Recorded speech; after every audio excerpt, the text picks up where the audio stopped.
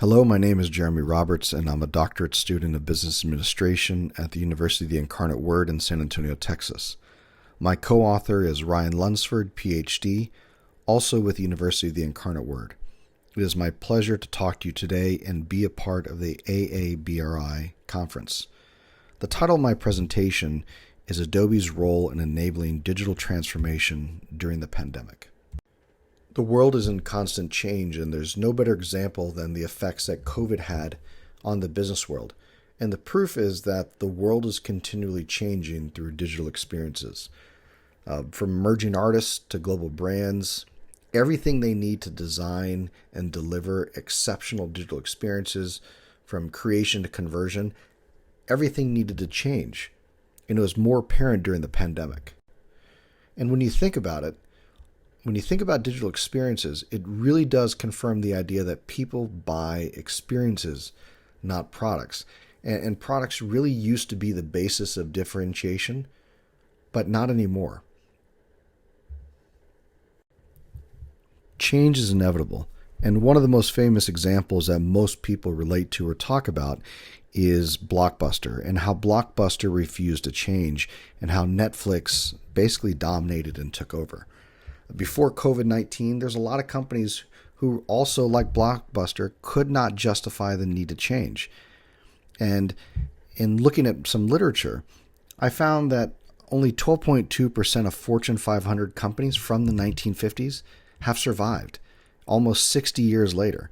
88% of those companies since the 1950s, they merged, they went bankrupt, they reduced in size, and they were no longer listed in the Fortune 500, all because they could not justify the need to change. And when you think about it, digital transformation really is driven by customer experience. So digital transformation is really just more than just changing a few things. When looking at my research and looking at literature available, a lot of companies picked and chose what they thought was digital transformation in order to drive that customer experience. They picked a few processes, maybe they hired a digital transformation expert, they adopted some new technologies to automate some things, and really, it wasn't enough. What they really needed to do was incorporate an entire change to the company with their culture, with their data, and really how they choose to engage with their customers. And COVID-19 and the pandemic, it really accelerated digital transformation, and it fundamentally changed the way everybody functioned. And as a result, all these companies, they were fighting for survival. They were reactively fighting for survival, but also cautiously making incremental changes. They weren't making sweeping changes. They weren't making transformational changes. They were scared because for them, they did not know what to do and how to do it. So for them, the easy way to do it was to make incremental changes without trying to really disrupt that traditional flow of business. And it brought up two things. The first is it challenged them to create a foundational change, which was difficult, right?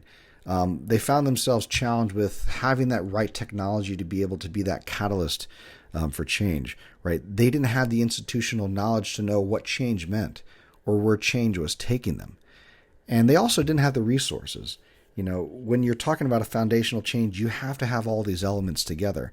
And a lot of companies also found themselves looking outside of their business. They needed to find a partner that had the capability to help them drive and enable that change and that transformation. Because many companies weren't prepared, a lot of them found this as forced transformation, right?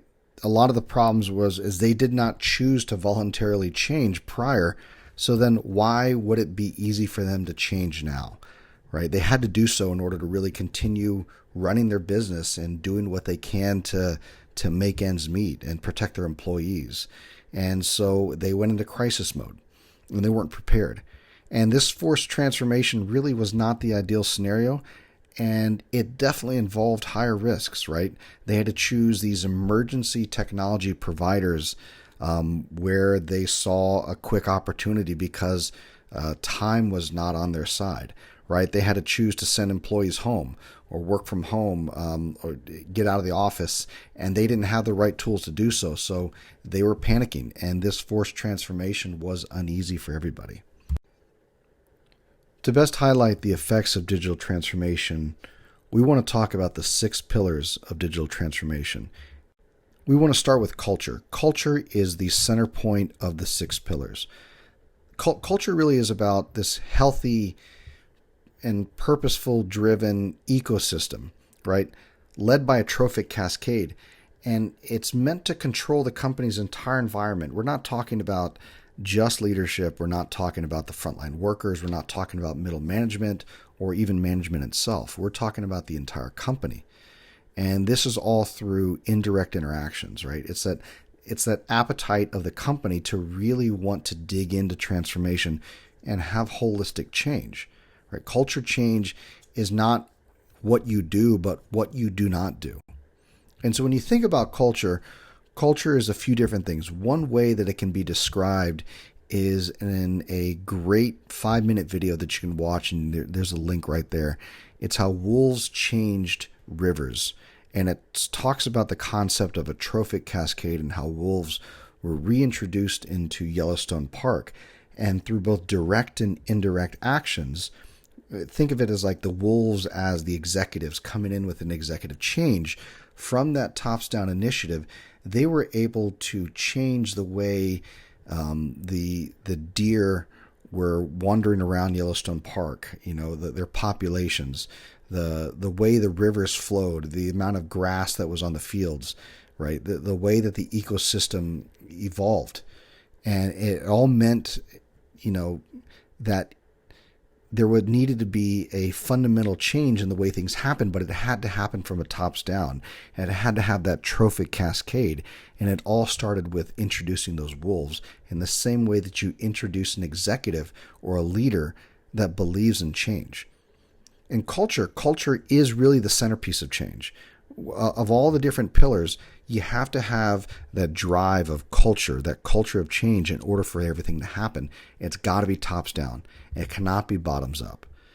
And the thing is, the culture of change, it must be fully adopted by everybody in order for this to happen.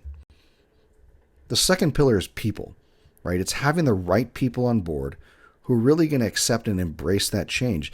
And all these people, right, it needs to have the company needs to build an internal society in this community of employees that everybody has to believe in the mission. Everybody has to go along with this idea of change and transformation, changing the mission, changing the process.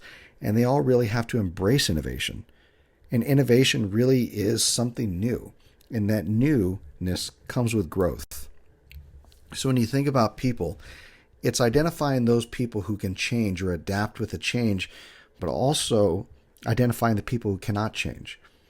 And sadly, the people who cannot change may not be there with your company when you're looking to evolve and create new things, because all they're going to do is keep you from changing and keep you back, right? Keeping you from transforming. These people have to know how long this change will take, because for them, they need to have goals in mind. So it's important to really understand communication and the effects of communication with your people. You also have to determine, what people need to do or what people need to have in order to change, right? When you're creating this change, you have to guide them. You have to let them know what that new way of doing business is going to be like, and what are going to be the resources, what are going to be the opportunities for them once the company does transform. And then also, how should leadership change as well? It doesn't mean that every employee changes but leadership stays the same. No. We're talking about a fundamental shift and a fundamental change from the top all the way down to the bottom. The next pillar is process. When you think about it, it's identified as a few different things, right? The internal processes, the norms, standards, tradition. It's what people have always said. It's like that mantra, right? We've always done it this way. This is what we've been doing for years. This is what everybody knows, right? But we know that process thrives on innovation. It's something that needs to break in order to change. And so let's repeat that part again. Process needs to break in order to progress, right? It needs to break in order to change, in order to innovate. In innovation, it comes with allowing for diversity and chaos, and you got to really push away the status quo, the norms, and say, you know what, I know we've done it this way for years, but let's try something different. Let's try something new. And what it comes down to are these four elements is that, are you practicing a new center of excellence? Are you practicing a center of excellence that drives new processes, that allows for innovation and growth, right? Are you promoting ideas, but also you testing? And testing and promotion of ideas is really key to innovation and that process change. Internally, you got to define what is process improvement. You can't just say process improvement for the sake of just saying it. You got to identify what is process improvement. Where are we today? Create a baseline of where we are today and where we need to go for tomorrow, where that change needs to happen, and identify that and define it internally so that everybody is aware and everybody's on the same page. You also need to monitor that process change, but then celebrate it. Celebrate it with the little wins. It's not about the big wins where it could be a year from now that you find success, but it's celebrating the little wins, creating those small little milestones so that everybody can celebrate them, right? And as you build on those milestones, those little wins, those build up into the bigger wins, and it allows you to keep people motivated throughout the process. The next pillar is technology, right? This is about replacing legacy technologies, and we're not saying all. There's some legacy technologies that still need to be there in place that make the business run and function, right? But we're also talking about replacing legacy technologies that obstruct innovation, right? Legacy technologies that allow you, that need to move on so you can implement new technologies, because what you have to do is you have to support growth. You have to support modernization in what you want to do. And, working with new people, with new processes, you have to have innovation as that catalyst to help you do that. Because technology utilization, it really should be driven by the needs of the business, but also the needs of your customers, and that's internal customers and external customers. So these are some of the things you should ask yourself, right? What tools are you currently using in your stack? Are you using all of them? Are they important? Which ones are important, right? Do you have the right tools to be successful? Another thing, do your tools talk to each other? Do they share information? Do they share data? Do they live independently, or do they integrate with other tools and they talk to other tools? Saying this again, does your technology share data? Do they play nice together, right? Do they scale? As your business starts to progress, as your business starts to grow, and it starts to mature digitally, does it scale with your needs, right? But it also, does it bring all the teams together? And we're talking typically around IT, sales, marketing, and finance. Does it bring all those teams together into the conversation? The next pillar is data. And data is about embracing a data-driven culture. And this data-driven culture is designed to really align the business, align the people, align your processes, align your technology all together, and really drive towards business objectives, your goals, your stated goals, and the continued growth within your company, all without minimal disruption, but also staying away from the idea that you're using that gut instinct to be able to make decisions, right? It takes the concept of, or the approach of, a data-driven decision modeling approach. This is where you use exact data to be able to make decisions, so that way there's no interpretation. There's no matter of saying, well, this is kind of what it really means, or this is what your instinct means. No, it's about looking at the numbers and the data and be able to say, this is exactly what we should do and why, right? The next thing it does, it creates a single source of truth. So when you walk into that room and everybody pulls out their data sheets to be able to decide, what do we do next and how do we make a decision, everybody's pulling from the same source. Everybody's pulling from the same source of data. So you don't have that interruption of trying to figure out which data is correct and which data is incorrect. You're pulling in data from every source possible, and that's a big deal. You're not pulling in data from a single source because that single source may only have a limited view of what's possible and a limited view of what's happening. You got to find that integrated view of all of your different data. And the last thing here is you got to filter out what you need and what you don't need. Not all data is necessary in order to make the right decisions. It's the right data that's needed to be able to make the right decisions. The next pillar is customers. And when you think about customers, it's not just your external customers of who you're selling to, but it's also your internal customers. Each division, each team is your internal customer. And it's using the idea of a customer centricity methodology, right? It's driven by the concepts of innovation. And what you got to do is you've got to be able to respond and evolve to the needs of your customers. And this is, again, both internally and externally.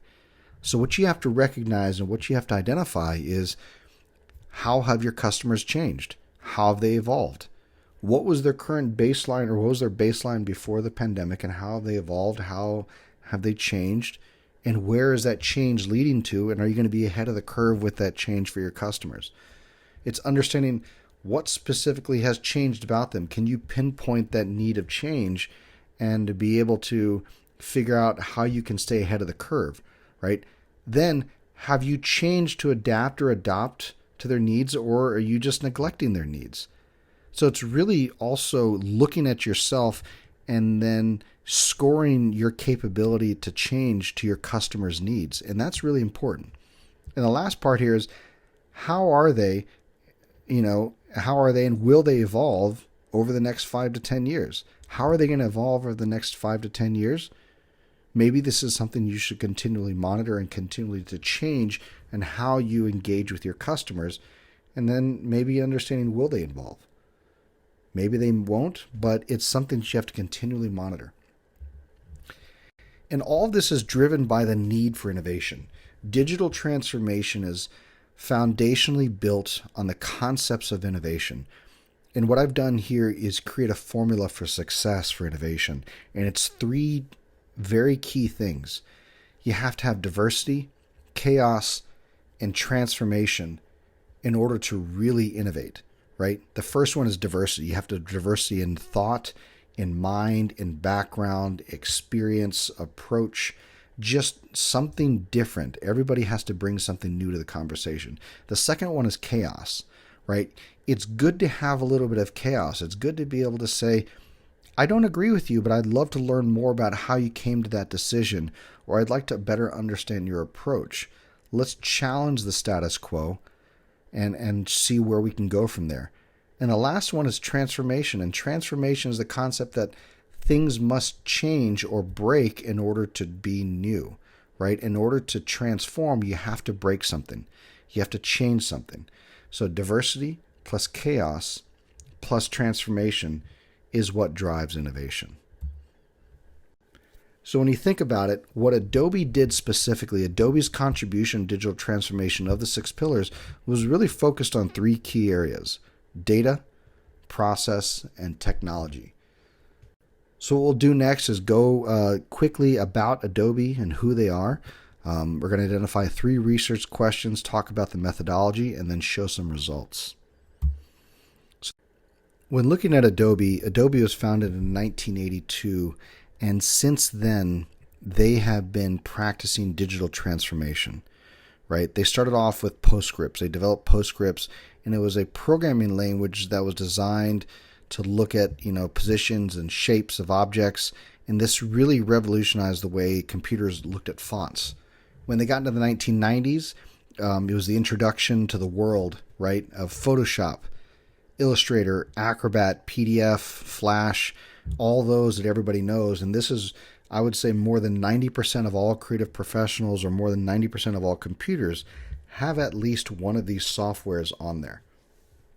In 2009, really Adobe stepped into the world of data and analytics, and they acquired Adobe Omniture.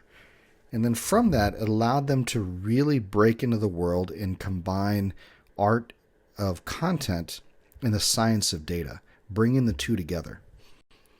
In 2013, Adobe took leaps and bounds in the digital transformation era, and they introduced subscription-based software. And they really led the way. They were really the first ones to start using, moving from physical disks to start using software as a service, or SaaS. And it really moved applications into the cloud and completely transformed the way people consume software. In 2017, Adobe then transformed again and brought AI and machine learning into its applications via Adobe Sensei. Next, in 2018, they acquired a commerce platform or commerce software and automation software with the acquisitions of both Marketo and Magento.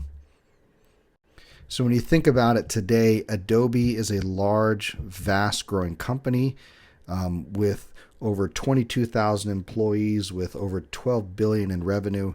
And, some of the notable products, as you might know, are Acrobat, Photoshop, Illustrator, Marketo, Adobe Stock, and Omniture. And as we all know, in today's common language, if you want to adjust a picture or an image, you need to Photoshop it. So when you look at what Adobe does, Adobe has really centered around the concepts of data, process, and technology, and really took and pulled together data and science, content and art, and customer experience and brought it into one place. And this is the beauty of where customers started to use Adobe for their benefit and really use them to digitally transform. And so next we're going to get into our 3 research questions. So the first research question that we were asking is, how did Adobe help companies accelerate digital transformation efforts during the pandemic or during the COVID-19 years? Next question is, do companies have the infrastructure, approach, and data and talent in place to be able to achieve that digital transformation? And then the third question is, can companies digitally transform themselves, or do they need support from a partner? So now into the methodology. So in the methodology, we're using the 6 pillars of digital transformation, but we identified that, with these 6 pillars, looking at data, technology, and processes, these organizations are best served if they're actually partnering with experts, right? And these experts can then come in and help support the large amounts of data that they need to be able to run that change. They need to be able to build these integrations across these disparate systems that are not talking to each other, where that technology is built in silos. But then also they need to offer a new perspective to transform their operations or transform their processes to be able to meet the needs of the new marketplace. And when you look at Adobe's own digital transformation, it's all about delivering that fantastic customer experience, and it's derived on 3 key areas. The first one is content velocity, right? This is Adobe's ability to combine the art and science and data and content together to really have the Creative Cloud solutions combined with the other solutions. Software as a service. It's Adobe's transition from that traditional local software to the cloud-based, moving away from the old way of doing business, right? And the last one was commerce integration. It was Adobe's ability to take the Magento acquisition and the Magento-enabled experiences and bring that into the retail market so it can all be a part of that digital online customer journey, and that was definitely needed during the pandemic. So let's go into the results now. So from the first research question, we asked, how did Adobe help companies accelerate digital transformation efforts during the pandemic? And one of the things we wanted to focus on with this study with 152 respondents, if you look at the yellow box on the top, we want to talk about the question, right? It asks, which one of the areas is the single most exciting opportunity for your organization in 2020? This was during the pandemic. And there are these 3 things, right? Optimizing the customer experience, data-driven marketing that focuses on the individual, and creating compelling content for digital experiences. All of these 3 different things are all focused around digital transformation and also focused on the 3 pillars that we designate from the 6 pillars of digital transformation. In the second research question, we're asking, do companies have the infrastructure, approach, data, and talent to be able to place or in place to be able to achieve that digital transformation? So looking at the same 152 respondents from this research, it asks the question, which 3 digital related areas are the top priorities for organization in 2020? You can see the yellow box on the far left of the graphic. It talks about customer journey management, customer data management, targeting and personalization, social media engagement and analytics, and content marketing. All of these are elements of digital transformation that are derived from building out a strong customer experience. Because remember, we talked about earlier, people buy experiences, not products. And these 5 elements, these 5 digital related areas that are top priorities for companies, all of these are focused on creating a dominating customer experience that are driven by digital transformation.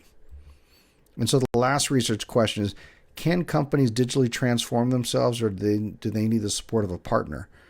Well, when you think about what we've talked about today, it is very difficult for them to be able to do this themselves, because if they didn't have the institutional knowledge in-house to be able to make these things happen, it's difficult to have or to understand or to realize that they'd be able to do this, especially when there's a time crunch, and especially when their success or the longevity of their company is on the line. And so when you think about it, looking at Adobe and their global expertise, their ability to have 1,000 plus practice resources, the 300 plus Adobe Creative Cloud designers, the specializations, the certifications, and the awards that they've won, it's important for companies to realize that it's to meet the needs of the challenge, they need to leverage customer experience expertise in order to deliver the solutions, right? In order to really, truly build an integrated customer experience.